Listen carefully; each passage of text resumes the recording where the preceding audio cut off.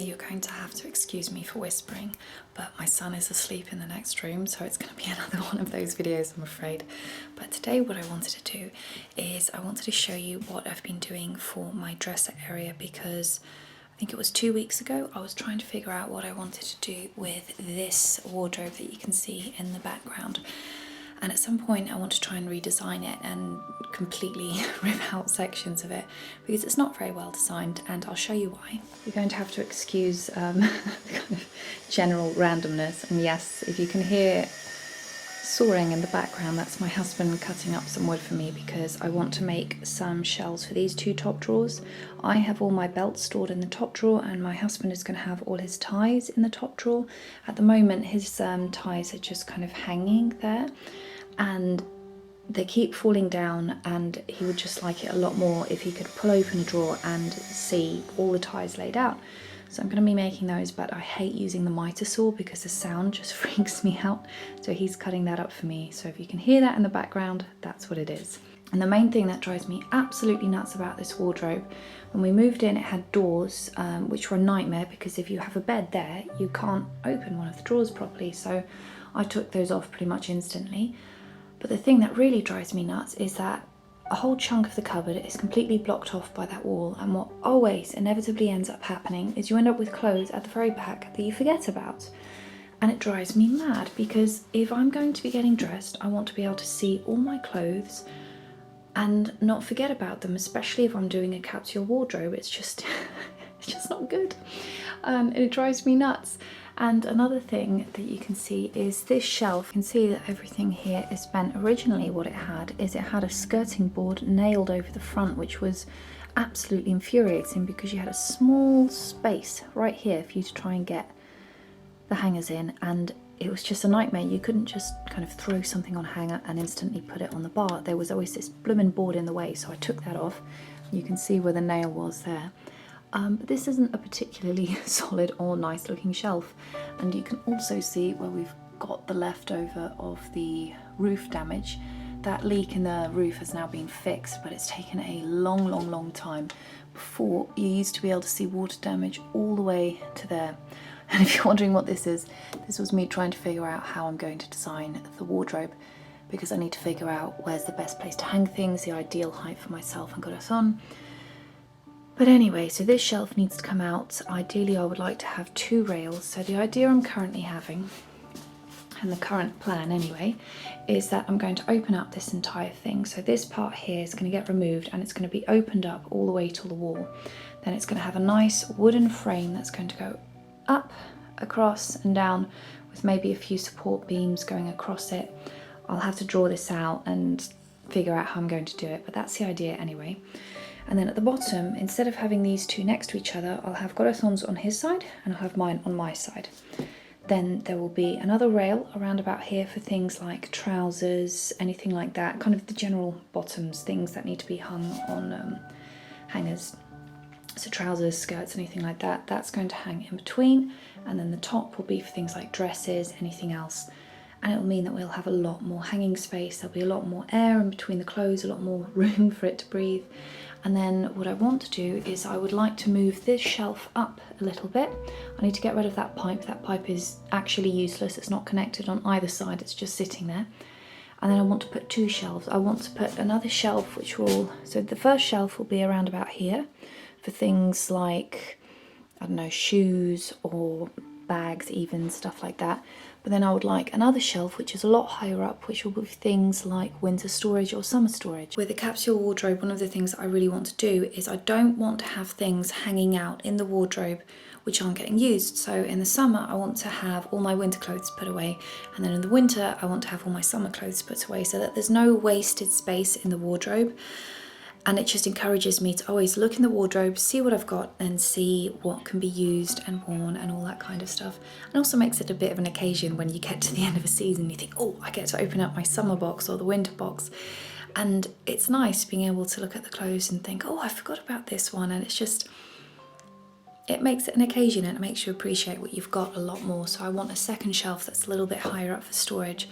And then one of the ideas I've had is that because I'm going to be building a frame, all around the wardrobe, I want to put curtains in front of it. I don't want doors just because they swing out, they take too much room. It'll be very, very easy for me to miss if there's a moth in there, and you guys know my feelings on moths. So I don't want a door there, but I do want curtains just so that there's not this visual clutter in the background. But when I was designing this, one of the things that I wanted to do was try and have a vanity area or a dresser area, and the more and more I looked at it and started figuring out where I wanted things to be, the more I realised it was either space for the clothes or space for the vanity. If I tried to fit in both, neither of them would really have enough space. So I needed to figure something else out to do. So this is what I've decided to do. This is my side of the room, and this is the temporary mirror that I've got in front of it. It came with the house. I'm not hugely fond of it. I think it looks a bit just blah, but it does the job. So until I have something nicer to replace it with or someone to give it to, it's going to stay there. It does the job perfectly. Another thing I really like is that now I don't chuck my clothes on the floor, and I know I shouldn't admit to that, but I do. I tend to get to the end of the day, I didn't have anywhere that I could just put my clothes, and my bedside table is tiny. I deliberately designed it like that just because I didn't want to have the option of just dumping all my stuff on the bedside table. It's a kind of bad habit I've had for years, and it needed to stop. If I was going to have anything on my bedside table, I wanted it to be a mug or a book. No, I didn't want my bedside table to be the clothes dumping ground. So unfortunately, that corner became the clothes dumping ground. And what I really like is that now that I have this storage ottoman, in the evening I just have somewhere to put the clothes. I still need to do something similar for my husband's side of the room, but we're going to be getting one of those folding screens so that he can hang his clothes over on his side of the room. But that's not here yet, so just bit by bit. So this is what the storage ottoman looks like, and I really like it. There were a few things that annoyed me.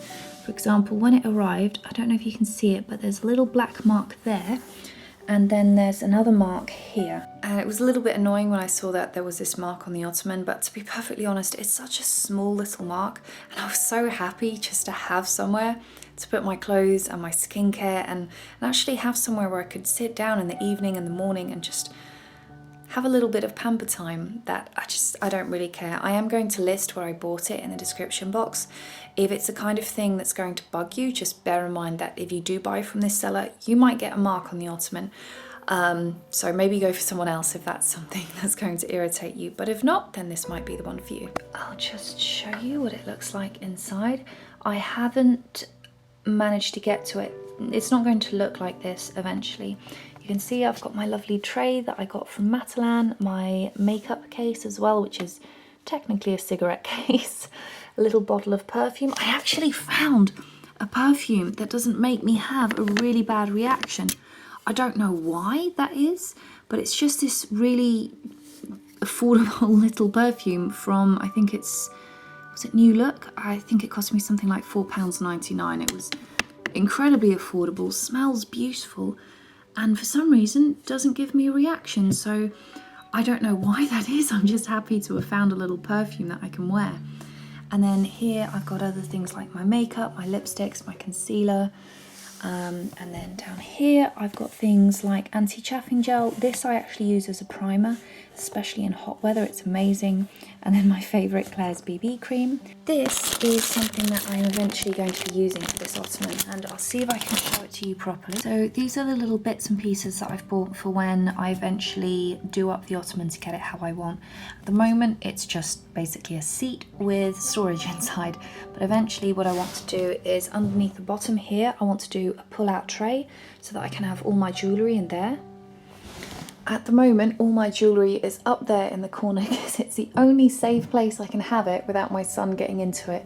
He has an obsession with some of my earrings and keeps throwing them around, so I want them to be safe and they're all up there. But eventually the plan is to just have a little tray that just pulls out like this, but then I need that to be secure. So the idea is that the bottom tray is going to have these two at the bottom just so that they're in place and you can't just pull it out, you need to actually unclip it. And for the moment Bubba's fingers are way too podgy to be able to deal with this, and then when he's older and his fingers are less podgy, he's old enough to understand no, don't touch.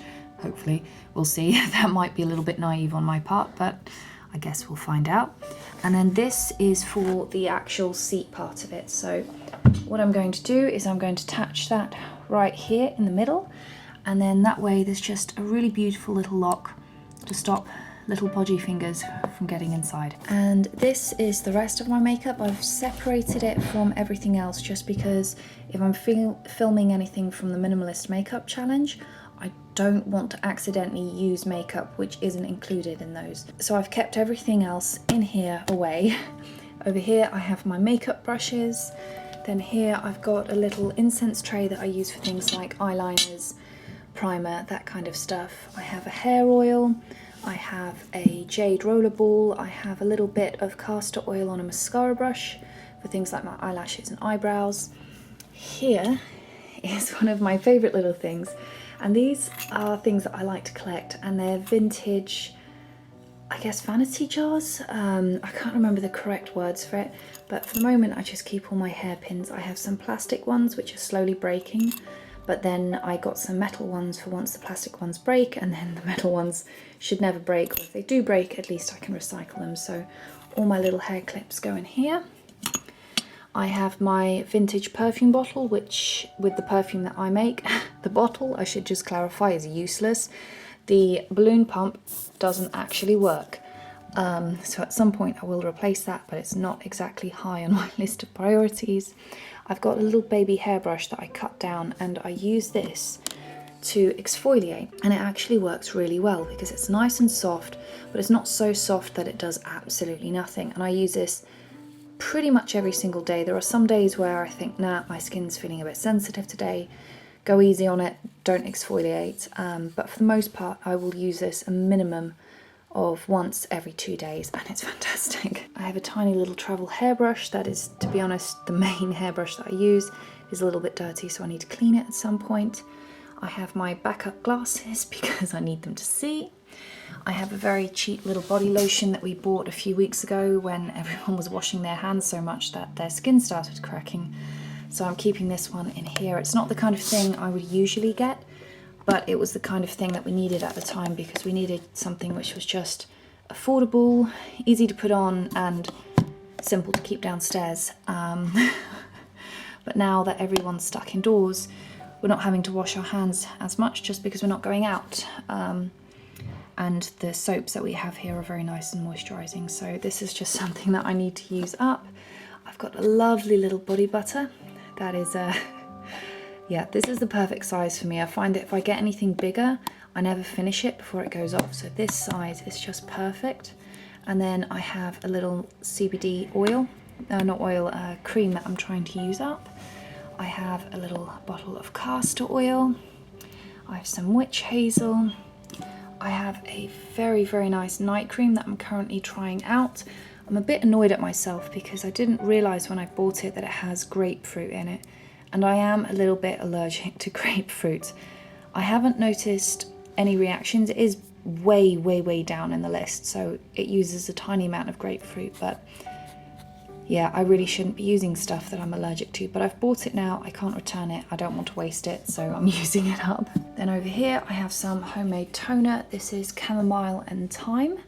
And then in here I have my makeup wipes. I normally use these for the makeup remover, or I use it for the toner, so I keep all of those in here. I've already done a video all about the reusable makeup wipes a few weeks ago, I think, so if you want, you can go back and have a look at that. And then here I just have a little cloth face wipe that my sister made me, which shouldn't actually be out, it should be in here, but yeah.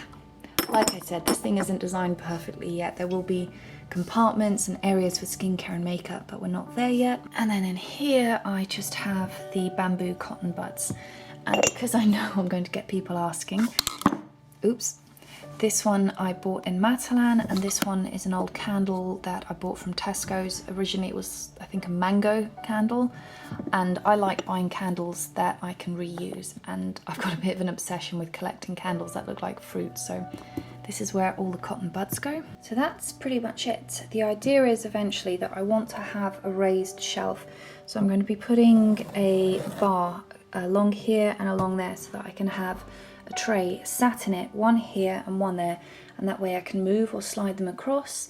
The idea I have is that I would have things like makeup over here, and then I would have skincare over there, and then jewellery obviously is going to go underneath. One of my biggest issues with this is that as much as I really like how easily this top part opens and closes, when I bought this I thought I would be able to open this up and that it would be completely upright, and at the moment you can see it's at an angle. The idea I had is that I was going to put a mirror right in the middle and then maybe a few little kind of shelving compartments in there.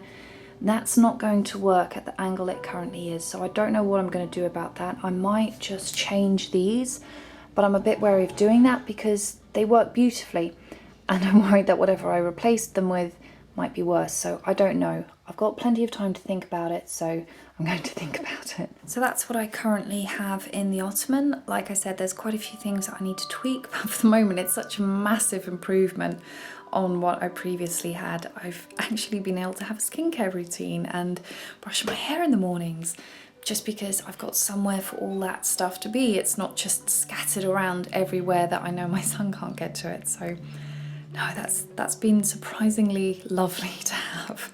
So I am going to be changing it and tweaking it and making it a lot more efficient, but for the moment it will do, and for the moment there's other things that I need to prioritise in terms of house projects like that wardrobe, but I will get to it. So I thought today I would just do a quick run through of what the current setup is.